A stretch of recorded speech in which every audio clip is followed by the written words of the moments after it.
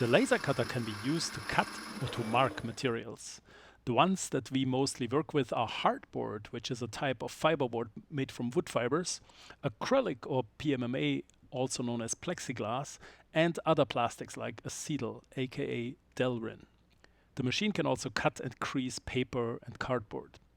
Materials like polycarbonate, also known as Lexan, or any materials that contain chlorine like PVC should not be laser cut, since the cutting fumes are acidic and can damage the optics of the machine.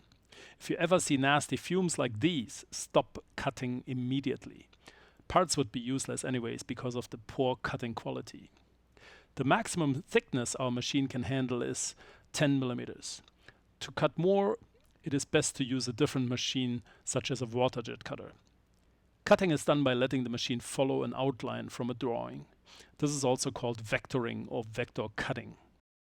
Marking is done by rastering, and this is how it looks. It can be done using image files, and in this example, it is using a black and white image, rastering it across its entire area, while the power of the laser is adjusted according to the darkness of the image.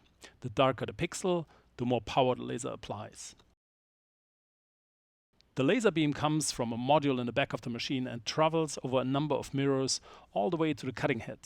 At the head, there's a collimator lens that concentrates the beam. Because of this, the height of the cutting head needs to be adjusted to the correct distance above the material. If this is not done right, the beam will be too wide, and it will not have enough power to properly cut or to precisely mark. Whenever the machine is running, an airflow has to purge the fumes away from the lens.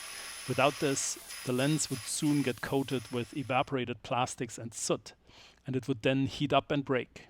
For that reason, it is very important to never cut without air.